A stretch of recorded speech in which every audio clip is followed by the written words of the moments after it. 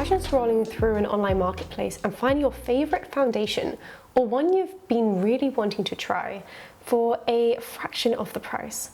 Sounds like a dream, right? However, there may be a hidden risk lurking in that bargain. Take the case of Eleanor Davilian in California, who in 2017 sued Sephora after she allegedly contracted a herpes-related cold sore from one of their lipstick testers in their store. Hi guys, it's Lottie here, and in today's video we are going to be delving into the controversial world of second-hand makeup. I'd say about 2/3 of my face makeup is actually second-hand, and I personally had never had a reaction from any products, but that doesn't mean that you will or won't necessarily. I've been buying and selling second-hand makeup on sites such as Depop, eBay and Vinted over the last 7 years. Eleanor's story is a stark reminder of the dangers involved in buying second-hand makeup and raises important questions. Is buying second-hand makeup really as gross and unhygienic as people believe? And do these negatives outweigh the advantages,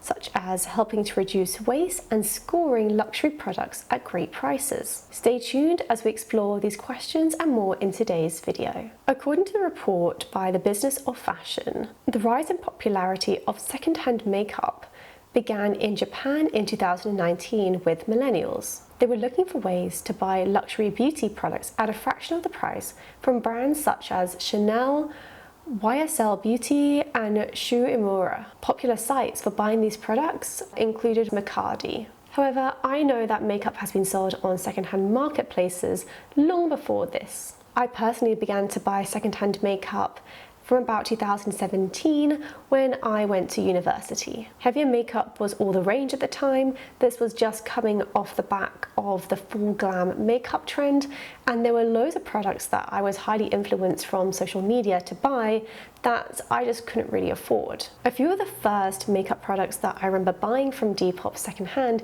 included the first, second and third Urban Decay Naked palettes, my NARS Orgasm powdered blush, and my Anastasia Beverly Hills highlighter palette. Since then, most online marketplaces, including eBay, Depop and Vinted, have now banned the sale of used second-hand cosmetics and beauty products on their sites. This is because listings for cosmetic products must comply with the UK cosmetics regulation and be safe for human health. For example, according to eBay's cosmetics policy, a product must be safe for human health under normal and reasonable foreseeable conditions of use. I actually listed some of my own secondhand makeup goods on Depop last year, not realizing that this policy had changed since when I used to buy secondhand products on there in previous years. I uploaded I think it was a Tiny Clinique sample lipstick and a matching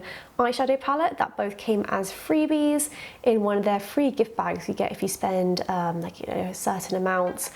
And upon uploading them, I stated that the lipstick had been swatched on my hand and the eyeshadow palette had been lightly used, as I wanted to be as transparent and open about the condition of these products as possible. And within about 10 minutes of uploading them, Depop actually informed me that I was banned for life, which came as quite a surprise. I did kick back at this lifetime ban and pointed out that they had allowed me to upload products under the, I think, beauty or cosmetics category, and had also allowed me to select the condition as used without flagging to me that this product could not actually be uploaded. They obviously thought that was fair and decided to switch my lifetime ban to just a month. So why is it that used second-hand makeup products are now not considered fit for human use? Enough so for these second-hand marketplaces to ban having them listed on their sites. To understand this policy a little better, I wanted to explore more about the risks and dangers of using used second-hand makeup. Online information tells me that there are a few key risks. Dangers often come in the form of infections, bacterial and viral. For example, folliculitis, I think it's pronounced, I may have absolutely butchered that name, sorry, impetigo, and yeast infections are the most common. Conjunctivitis can be caught from using mascaras, whereas ones from the herpes virus will often come from lip products such as lip glosses, lipsticks, and lip liners. The Healthline states in a medically reviewed article that the expiration dates you see printed on makeup or on packaging are guidelines for after the product has been opened. It can be hard to find out when sealed, unopened makeup expires though, and it's not clearly stamped on the packaging. A general rule of thumb, if stored in a cool, dry place, is that an unopened cosmetic product will actually last between 2 and 3 years on average, which is quite a while. For products that have been used or opened though, the risks are much higher due to the likelihood that the product has expired. When asked about the risks of expired makeup by Vogue, Margarita Lolis, New Jersey-based board-certified dermatologist and MOHS surgeon, says that aside from mild infections, you may also experience more serious effects, such as breakouts, irritations, and in the most serious cases, even chemical burns. Let this video be a reminder to check the expiration date on your cosmetics and personal care products, because I used my glow screen that was clearly very expired and now my whole face looks like this. So it hurts, it's painful, and this is just the cherry on top of my week. So yeah, check those expiration dates and get rid of anything that is expired. However, not all expired makeup is as risky to use as others. Krupa Koestlein, cosmetic chemist and founder of KKT Innovation Labs, also explained to Vogue, makeup products that do not directly touch your eyes and or lips and products that do not contain water can be used safely past the expiration date. This is also supported by the interview of Dr.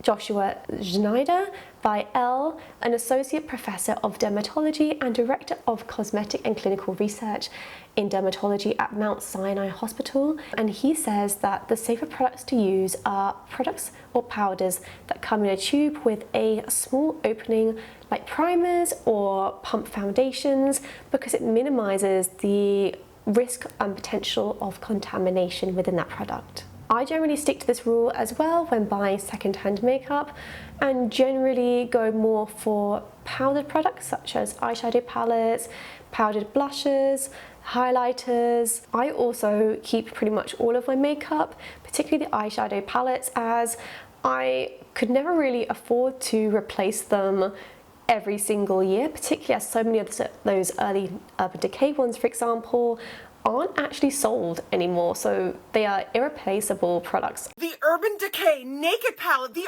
original, is back. I'm not kidding. The mother of all palettes, you guys, is back. The memories this palette right here holds, oh my god, it takes me back to the beginning of my career. Those eyeshadows have lasted years, they haven't changed colour, they haven't changed smell, literally nothing has changed about them, and each one's about half used.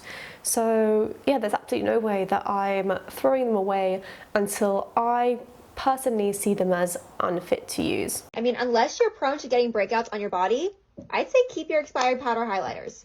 I'm a makeup artist, a product formulator, and I own my own beauty brand, and I'm here to chime in on this. Because I look out for my girls, you know? I don't want y'all to waste your money. So first off, a lot of people don't even realize makeup has expiration dates. It does. The one that most people should care about is the period after opening, meaning from the first time you open and use this product, here's how long it's gonna last. With water-based formulas, like a foundation, those are at higher risk of separating and growing bacteria over time. It's particularly risky with eye formulas, which is why mascaras and eyeliners usually have PAOs, period after opening, expiration dates of like 3 months. A lot of people don't realize that either, but yes, you should be tossing out your eye-based products like every few months. And I know that that sucks, but your eyes are just really high risk. Then you have like oil-based cream products like a cream blush. And while those are at lower risk for bacterial issues because they're an anaerobic environment where bacteria cannot easily flourish, they do have a tendency to go off, meaning like smell kind of rancid and the texture turns and just not good to use. Loose powders are relatively safe as well, just by nature of the powder part, but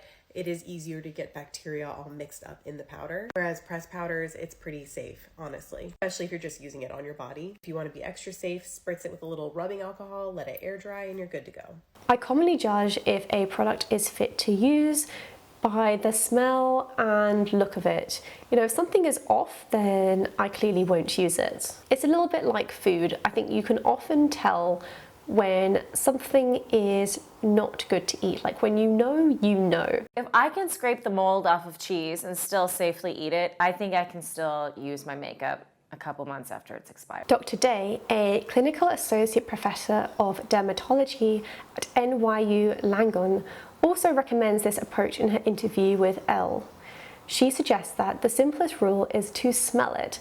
If it smells moldy or doesn't smell right, then don't use it. So there's research and evidence on the risks of using secondhand makeup, new and unused, got me thinking, are there any actual real life cases of people who have gotten ill from using secondhand makeup? The answer, from what I could tell through my research online, is not really. There are a few YouTubers who I know have put this to the test. Mia Maples did a video buying returned makeup, I think over 150 items a couple of years ago, and this video did gain a lot of attention. I think it currently has over 1.5 million views, and in this video Mia unboxes everything and then does a full face test.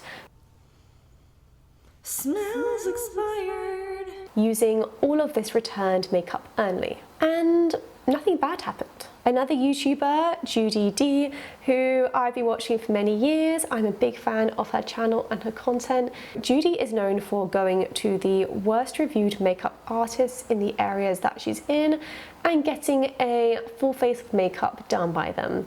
And as you can expect, it's not great. The conditions are normally very unhygienic, such as using used brushes and beauty blenders, and they dip straight in and out from the products and palettes. So there are high amounts of cross-contamination and bacteria probably festering in these from all the different faces that they have touched, and then that is all put onto hers. As far as I'm aware, she's never really caught anything serious from doing this. It is pretty much her career now and what she's known for on YouTube. She has occasionally mentioned it causing her to break out, but aside from that, there haven't really been any serious consequences.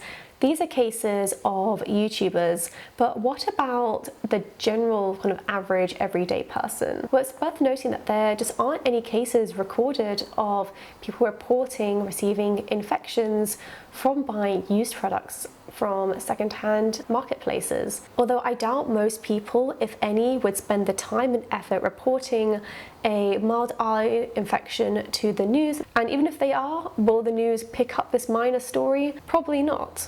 There is a lot of evidence for makeup containing bacteria though, even if there aren't stories related to the effects of it. In the study, investigation on the use of expired makeup and biological contamination of mascara, 97.9% of participants recorded that they use or had previously used expired makeup products. Within this group, 70.5% of participants reported that they had never received any adverse effects from using this expired makeup. In the cases of those who had experienced effects, the most common manifestations were tearing, redness, and itchiness, and it's worth noting that some of them experienced more than one reaction. So how much bacteria is actually in expired makeup? In the mascara samples looked at for this study, analysis revealed the presence of S.